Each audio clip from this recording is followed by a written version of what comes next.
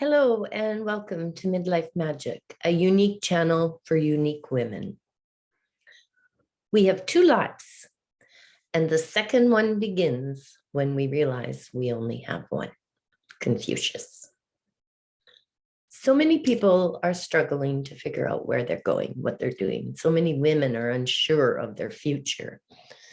Everything was exactly how it was supposed to be until it wasn't.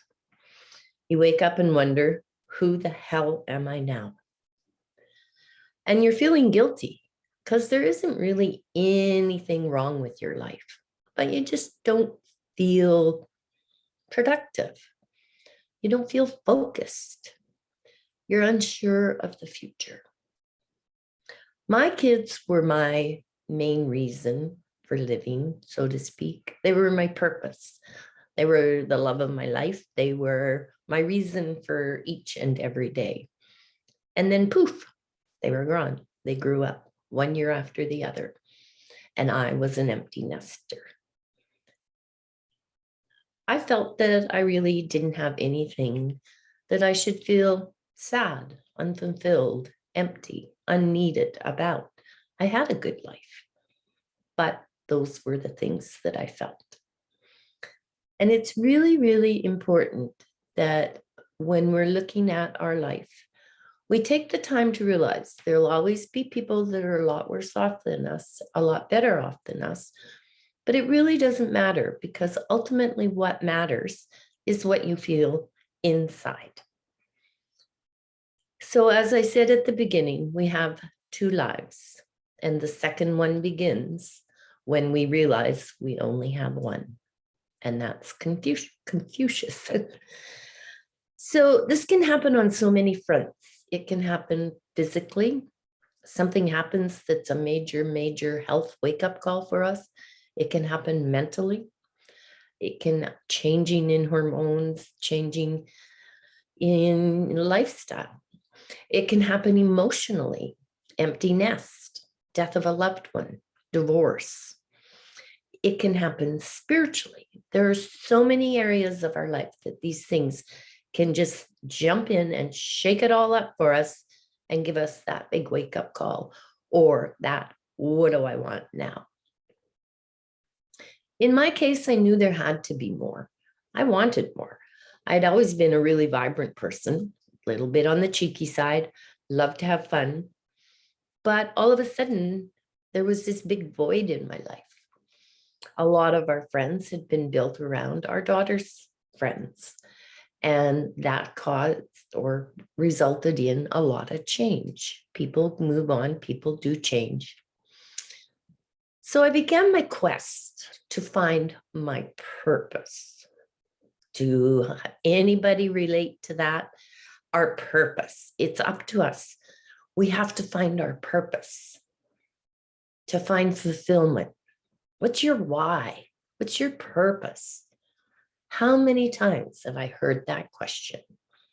And maybe I knew, maybe I didn't know. Everybody is different. What I did know was I was sick of hearing, what's your purpose? I think I have a lot of purposes. It depends what hat I'm wearing and what I want to accomplish when I'm wearing that hat. My purpose changes. Ultimately, deep down inside, my purpose is to be compassionate, to be loving, to be caring, to help others, to guide, and I love to teach. So my purpose on this earth, I think a big part of it is to share. So on my quest to find my purpose, God love my husband for putting up with me. I tried it all. I signed up for programs and courses and webinars and masterminds. I did Reiki. I did equine therapy with horses. I did vision quests. I saw psychics, mediums, hypnotherapy, cellular transformation, breath work, tapping, all of those that are great, great tools. But none of it was the magic bullet that I wanted, and I wanted it right now. And I knew that wasn't going to happen, but I chased it anyway. So if that's where you are, don't berate yourself. Just be gentle with yourself. We all get a little crazy when things change too quickly or too dramatically.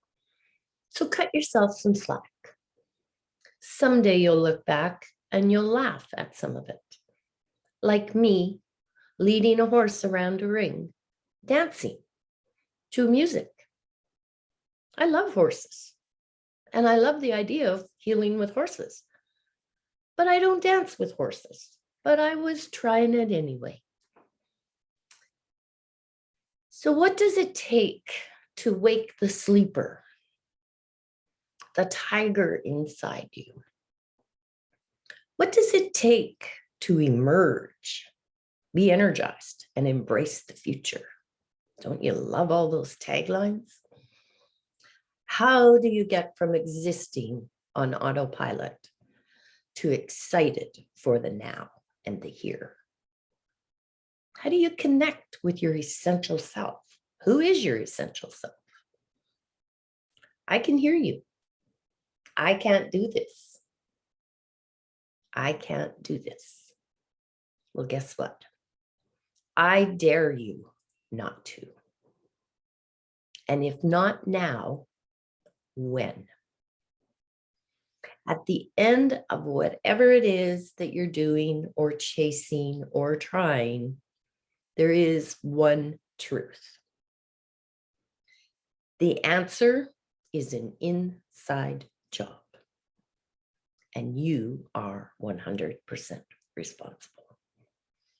All of the exterior things that you're doing and trying are great, and I want you to embrace them, have fun doing them, and enjoy the ride.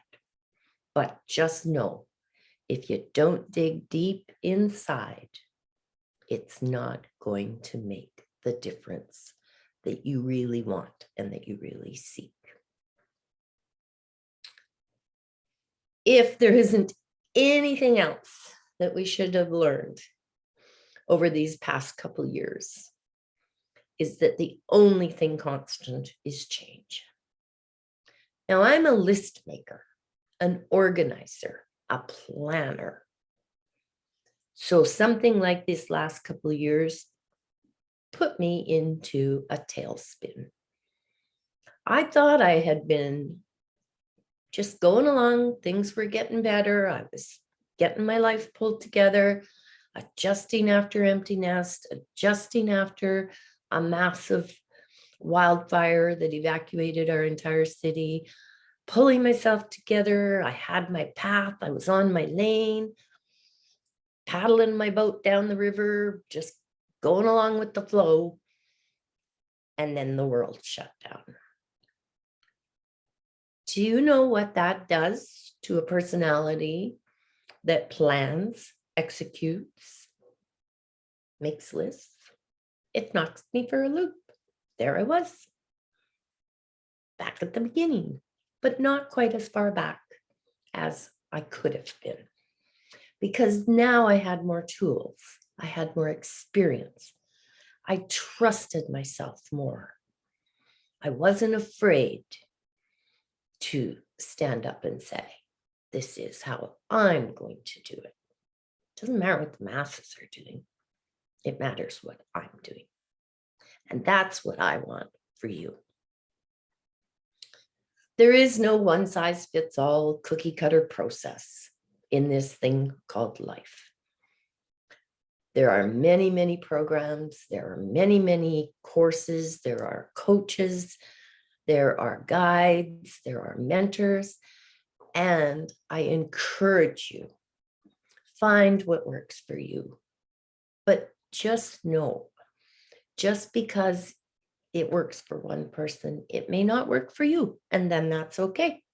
Just keep looking. It's like going and buying a pair of shoes. Not everybody wears the same size shoes, the same style, the same fit, the same material they're made out of. Everybody has different needs.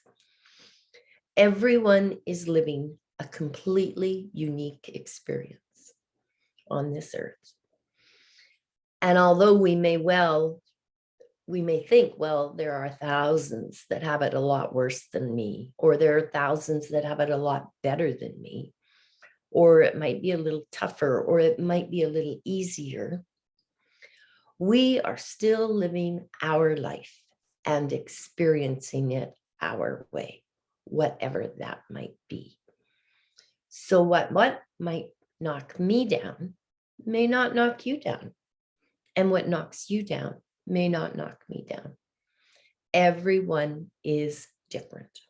And we have to appreciate that, have compassion for that, and understand that they need to be heard as well and not judged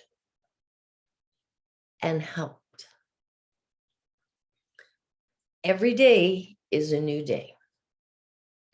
And what the last couple of years have taught me is we need to be ready. We need to be ready to change, to pivot, to evolve. We just got to be ready. It's like having your bag packed when you're pregnant to have a baby. It's like having your bag packed when you're threatened with a forest fire evacuation. It's like knowing that if you have to leave your home for an extended period, you generally take the important papers, your passport, things you might need, medical records. It's planning, but not planning. Take planning and do a little. What is the line? I don't know, can't remember. But anyway, just know that every situation is going to be different and everyone needs to be treated with love, kindness, respect, and compassion. Feel all your feelings and know that there will be ups and downs. It doesn't matter how much self-development you've done or how many programs you've done, you're going to have ups and downs. We are human. There are very, very few souls that have ever walked this earth that haven't had at least one or two bad days. We need to recognize our feelings, acknowledge them, give them space, let them come up, and then sort through them, clean out the debris, let it all come to the surface. The same way as we feel joy or happiness or excitement and we can't contain it, we need to let all of our feelings out, including the ugliness or the messy ones, the anger, the fear. Let them all come to the surface. We have been so conditioned to tramp them down. A very dear friend and mentor, and she's been on my show, Denise Lynn, talks a lot about clutter clearing with intention. Clutter clearing being the modern day alchemy. Take that one step further and clutter clear all that's within you that's holding you back from doing everything that you can dream to do. When shit happens, and it does, the first thing we'd usually do is start to self-recriminate, negative self-talk, second-guess ourselves. But think of it this way. You don't ever quit loving your bitchy teenager or your forgetful husband. So I really want you to cut yourself some slack. Give yourself some room. Just give yourself a little permission. Hey, you screwed up. Or this happened. It's not the end of the world. It's okay to feel pissed off. It's okay to feel angry. it's okay to feel sad. The same way as it's okay to feel joyful. It's okay to feel playful. It's okay to feel excitement. Feelings are okay. Feel the feelings and know that they are temporary. I just had a short conversation earlier with a friend, and she said, I've come this far. I don't want to go backwards. Very good advice. It's perfect advice. Know that you are here and that you will keep evolving. You will keep growing. You will keep making steps forward. You don't have to go backwards. If you are in the rut, and I can speak from definite experience, the less you do, the less you want to do. Procrastination is a motivation killer. If I get up and I want to say, and I be the lazier I let myself be, the lazier I get. And then it becomes this vicious little never-ending circle or hamster wheel, and it just goes on and on and on. And it's no fun. Sure, take some time off, cut some day or cut some hours out of your day. But don't let lack of motivation keep you held back. Life is messy, and that's okay. That's what makes life interesting, makes it fun. There's all kinds of messy. There's the yucky messy, but then there's also the fun messy, the playful messy, the interesting messy. So what I would like for you to work on is to find fuel and follow your intuition. And that will come in many, many forms. And I'll give you some ideas in a few minutes. You really need to listen to your physical, mental, emotional, and spiritual self. You need to learn what you're feeling. You need to accept what you feel. Sometimes your feelings will manifest mentally. Sometimes they'll manifest physically, as in it's that when you're under super amounts of stress and you're just running on adrenaline for a week or whatever, and then poof, everything kind of settles and the dust settles, and you wake up the next day and you've got a big flu. That's your body telling you that you just pushed it way too hard for way too long. Listen to those cues, listen to those signs. Give yourself a break, rest. You can heal when you're moving, but you can heal as you rest as well.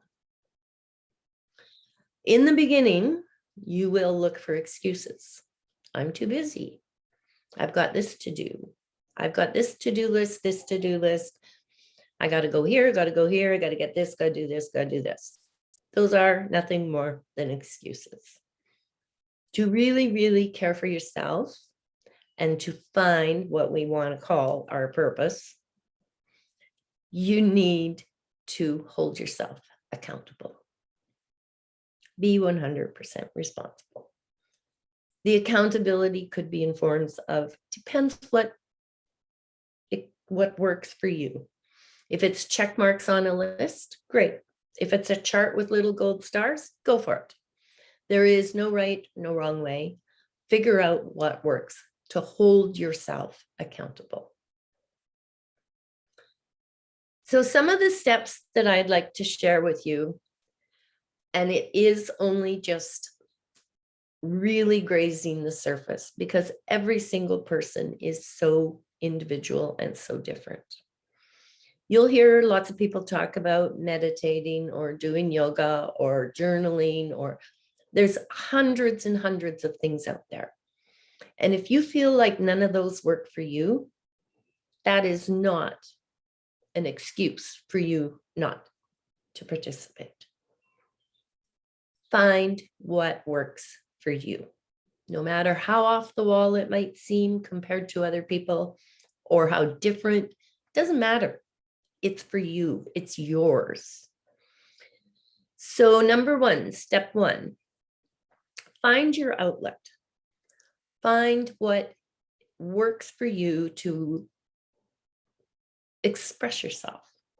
Whether you're expressing frustration, anger, happiness, sadness, grief, it doesn't matter. Find your outlet. For some, of course, that may be meditation, journaling. I've gone through those. Some people don't like to write. Maybe they like to draw. I know someone who's dyslexia and doesn't enjoy writing. So her journal is all little drawings.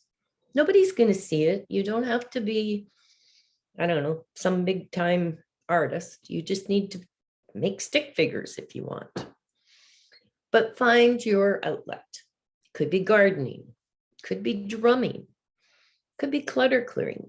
Some people, especially like in my mother's era, when things weren't going well, you knew she was upset because she'd be up all night cleaning the house, but she'd already just cleaned it 3 days before. And there she'd be scrubbing walls. How many times a year do the walls really need scrubbing? Find your outlet, find what works for you. Part of step one is for every feel sorry for yourself that you do have, I challenge you to come up with 2 pats on the back. It's much like a gratitude journal, if you are familiar with gratitude journals. So being grateful, we've heard it a lot. So write down 3 things or say out loud or think 3 things that you're grateful for every day. So for every one of those woe is me moments, come up with 2 things that you can pat yourself on the back for. And they could be something as small as brushing your teeth that morning, because there are mornings when you might not feel like brushing your darn teeth. So that's step 1. Step 2 is only because crystals are my favorite, but make friends with a crystal. Quite often when we're going through these trials and tribulations, these ups and downs, we're intimidated by the magnitude of our feelings, and we're a little hesitant to maybe say all of this stuff that's inside of us out loud. So it's kind of like when you talk to your dog or your cat or your bird, because you know your secret's safe. It can't be recorded. It can't be shared. Going back to my mom again, she used to have a binder of things that she cut out of magazines or hand wrote, or some of them were a little bit on the trashy side maybe, and others parts of it were moments of frustration in her life. And when I don't know how old I was, but maybe around 14 or 15, and she said to me at one point, if anything ever happens to me, get that binder and burn it. I don't want anyone to ever see it. So that was her outlet. She was raised in a time where you got married, you stayed in a marriage, you were a wife, you were a mother, you were a homemaker, although she did work outside the home. But it was also a time where you didn't air your dirty laundry. You didn't talk about things that went sideways in the household. Everything was kept very, very quiet. And I just remember that when she did pass, we did have a little bit of notice. But yes, I assured her that I did have her little blue binder and that it would not fall into hands. So back to my step 2, make friends with a crystal. So no matter what or where you're at, there's always going to be a little bit of a hesitancy to share everything. I expect that's the same with everyone, although I don't know that for sure because I haven't asked everyone. But the majority of people that I've met are willing to share a lot, but not everything. Some things just are just a little bit too close that they just don't get shared. So I have a phantom quartz. It's similar to this, but a little bit different shape, a little bit bigger. And that's my go-to. So I suggest that you find one that has like the inclusions in it. I hope you can see them. And this is one I use for like just gazing and messages. But making friends with your crystal and getting to know your crystal and getting to know its energy, it will get to know you. And then I recommend that it doesn't have to take very long. So if you don't like journaling, spend your 5 minutes talking to your crystal, communicate with it, share information with it. Part of this is back to holding yourself accountable. It could be 2 minutes a day, it could be 5 seconds. But if you do it every day, you will start to see that there will be some shifts in your feelings, your mindset, your heart. And then if you want, you can journal or voice record or any of those things. So step number 3 is create something that is yours only, and again, commit to it. What you're doing is you're committing to yourself. I know you've committed to your husband or your spouse or your partner. I know you've committed to your family, to raising your kids. You've committed to the dog, making sure he gets fed. You've committed to your church if you belong to one. You've committed to the teacher's program. You've committed to your job. You've committed yourself all over. But I really, really challenge you to commit to yourself. So many people do their commitment or their ritual or whatever for 1 day, 5 days, a month, and then they let it fall aside. I'm challenging you. I'm daring you. Commit to yourself for the rest of your life. So that commitment in creating something for yourself, it could be, again, it could be that you journal every day. You have a special tea time every day. You have a meditation space. You do a smudge ceremony every day. You do a singing bowl or drumming session every day. You do a yoga practice every day. You hug a tree. You go for a walk. You have a bath. Whatever you want and however you want it, just pick something that is for you and you alone. You don't share it with anyone. It's yours. It's your special sacred time, and commit to it. Step 4 is celebrate your accomplishments. We so often, if I say, hey, how was your day? I'll get usually, it's okay, it's great, it's fine. But if somebody said, hey, what did you accomplish today? You might say, I got the dishes done, or I unloaded the dishwasher, or I walked 3 miles. Or maybe it's, I got out of bed and I got dressed. For some people, that is a major accomplishment. Some might see that as a failure. So that's why celebrate your accomplishments and learn from your fails or learn from your falls. We all accomplish, but we all fall.